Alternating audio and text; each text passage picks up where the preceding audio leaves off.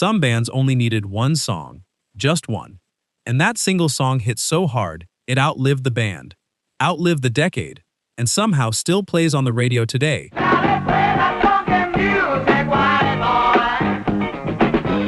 While nobody can name a single other track from the artist.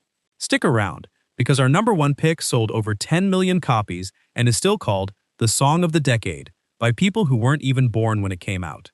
Let's count down the 10 most famous one-hit wonders of the 1970s. Number 10, Kung Fu Fighting by Carl Douglas. Everybody was kung fu fighting.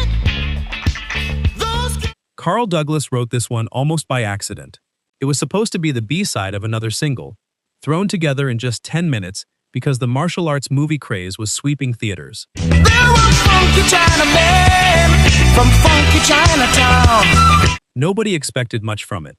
Instead, it shot straight to number 1 on the Billboard Hot 100 in 1974 and became one of the best-selling singles in music history.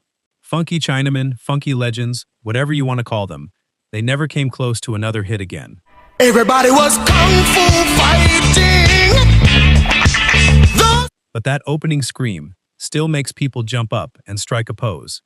Do you remember doing your own kung fu moves to this one? Tell us in the comments. Number 9, Rock the Boat by the Hughes Corporation. Rock the boat, don't rock the boat, baby. Rock the boat, don't tip the boat over. Rock. Before disco had a name, this trio from Los Angeles was already living it.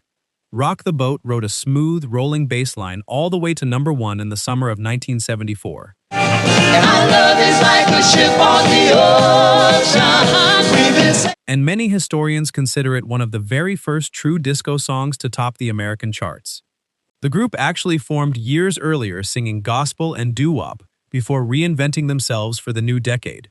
Once the song faded, so did their spotlight. You got the notion.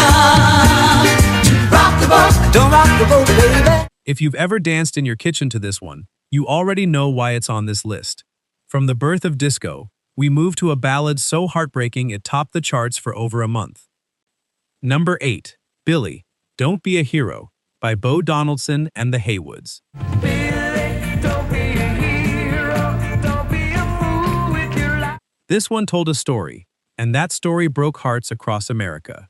A young soldier begs his sweetheart not to volunteer for a dangerous mission, and she waits anxiously for his return, only for the ending to twist the knife. The soldier blues were trapped on a hillside, the battle raged. Bo Donaldson and the Haywoods, a group of teenagers from Ohio, took the song to number 1 in 1974, right in the middle of the Vietnam War era, which gave it an extra emotional weight for listeners at the time.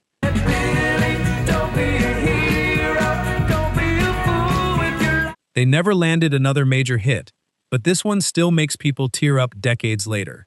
Later on this list, another number 1 hit came from a truck driver's slang that nobody outside the trucking world understood at first. Number 7, Convoy by C.W. McCall. We got a great big convoy rocking through the night. Yeah, we got it. C.W. McCall wasn't even his real name. It was a character created by an advertising executive named Bill Fries for a bread commercial. Somehow that character turned into a full-blown country novelty hit built entirely around CB radio slang. We got a little convoy rocking through the night. Yeah, we got a little. Convoy hit number 1 in early 1976 and sparked a nationwide obsession with trucker culture, breaker language, and citizens band radios in family cars everywhere. It even inspired a Hollywood movie 2 years later. McCall never topped the charts again, but for one glorious moment, truckers were the coolest people in America.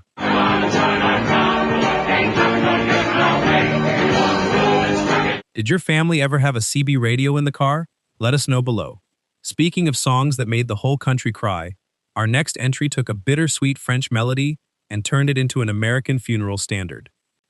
Number 6, Seasons in the Sun by Terry Jacks. We had joy, we had fun, we had seasons in the sun. Originally a somber French song by Jacques Brel, this melody got a gentler English lyric from poet Rod McEwen before Terry Jacks reworked it into the version the world remembers. Little children everywhere. Jacks recorded it after a friend's cancer diagnosis made the lyrics about saying goodbye feel painfully real. Released in 1974, It climbed all the way to number 1 and became one of the best-selling singles of the decade. Learned of love and ABC, skinned our hearts and skinned our knees. Jax eventually stepped away from music entirely to focus on environmental activism, leaving this one aching goodbye as his only major hit. If this song has ever caught you off guard at a funeral or a family gathering, you're not alone. Number 5. Brandy, You're a Fine Girl by Looking Glass. The sailor said, Brandy, you're a fine girl. A college band from New Jersey wrote this sailor's lament about a barmaid who loved a man who loved the sea more than her. Looking Glass took Brandy to number 1 in the summer of 1972. Pass the time away, talk about their home. And it's remained a staple on classic rock radio ever since, even though almost nobody can name another song by the band. Reportedly, the story was inspired by a real bar the songwriters used to visit, though the details have blurred over the years into pure legend. The sailor said, Brandy, you're a fine girl. What a girl. Elton John has called it one of his favorite songs of all time. If you've ever raised a glass and sung along to this one, you know exactly why it endures. From Longing Sailors, we sail into a song that practically invented the disco crossover hit for rock bands. Number 4. Play That Funky Music by Wild Cherry.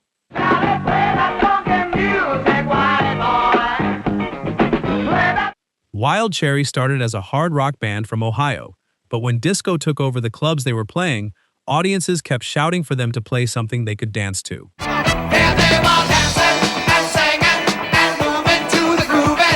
Guitarist Rob Parisi took that heckle literally and wrote this song about it on the spot. Released in 1976, it shot to number 1 and became one of the most sampled songs in music history, showing up in hip-hop tracks for decades afterward.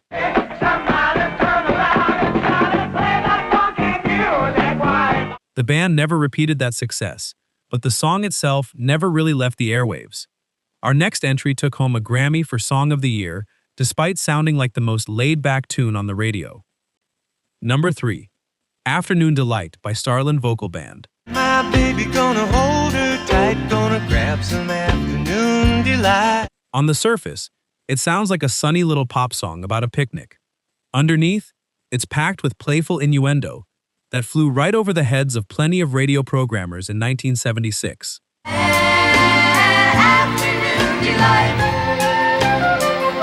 Starland Vocal Band wrote it all the way to number 1 and even won the Grammy for Song of the Year, a surprising honor for a group that would go on to fade almost completely from the charts.